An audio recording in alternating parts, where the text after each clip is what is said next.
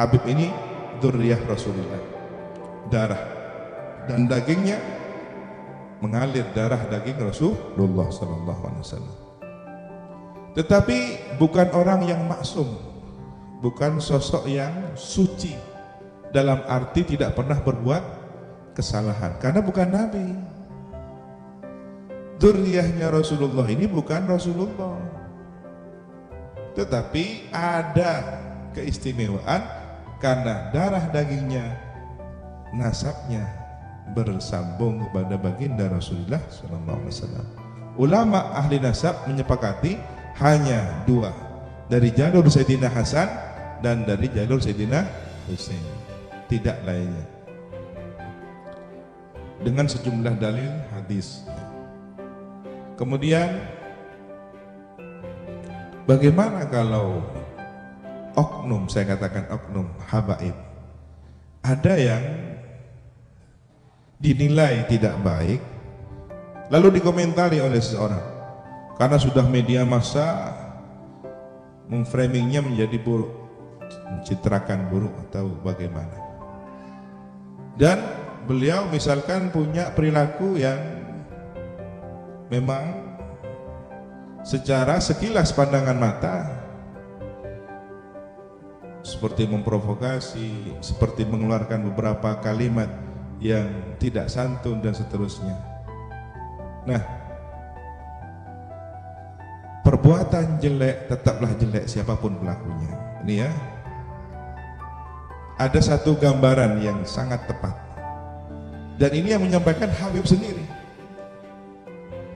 Kalau ada Habib kemudian dia terindikasi melakukan keburukan, itu seperti orang yang mulia kemudian kakinya terkena kotoran, katakanlah teletong ya. Yang namanya teletong terteletong, dibersihkan teletongnya, maka kaki orang mulia ini tetap mulia. Begitu. Jadi omongnya tetap jelek, provokasinya tetap buruk, Habibnya baik karena nasab, perilakunya yang tidak baik. Terus apa kewajiban kita? Dzurriyyah Rasul, kita punya kewajiban karena ini adalah keturunan baginda Rasulullah. Rasulullah berjasa kepada kita karena menyampaikan risalah agama ini rahmatan lil alamin, dan seluruh semesta ditimpakan dari nurnya baginda Nabi Muhammad. Maka kita berhutang jasa kepada beliau sebagai bentuk rasa hormat, hormati keluarga beliau. Jadi perintahnya agama hanya menghormati, bukan mentaati. Kalau mentaati sudah ada kaidahnya, la ta'ata li makhluqin fi maksiatil khaliq. Orang tua sendiri kalau nyuruh maksiat gak boleh diikuti, tapi dicium tangannya, berbakti, didengarkan. Tapi kalau suruh nyembah berhala, jangan ikut. Itu anaknya Rasulullah mendidik sahabat, sehingga orang tuanya sahabat terharu masuk Islam karena anaknya tetap baik. Jadi hormati, menghormat, mencintainya, mencintai, tapi jangan ditaati sejarah mutlak. Lihat dulu baik apa enggak. Oh baik, taati. Kok ngajak pada keburukan? Jangan ditaati. Cinta sama halnya dengan kita punya pasangan hidup ya, punya suami, punya istri. Kita cintai istri kita, anak-anak kita, tapi ketika dia sudah berbuat salah, apakah kemudian cinta kita berubah? Cinta tetap. Justru karena cinta dinasihati, justru karena cinta dihilangkan keburukannya. Begitu. Terus bagaimana kalau kemudian kena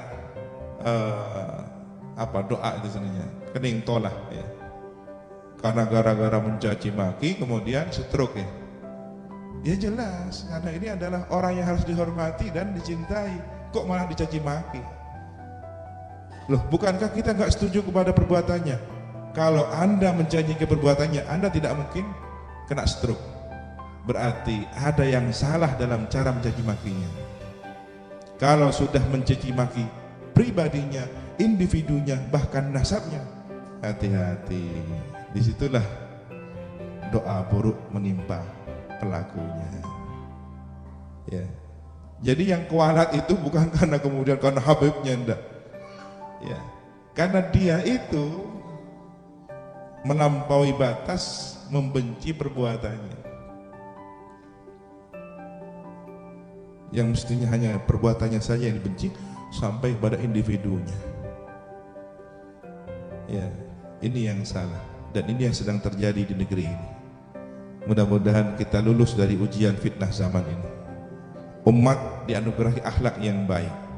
Umat diberi kecerdasan mana yang harus dibenci dan mana yang harus dicintai, dan bagaimana cara membenci yang baik dan mana cara mencintai yang baik.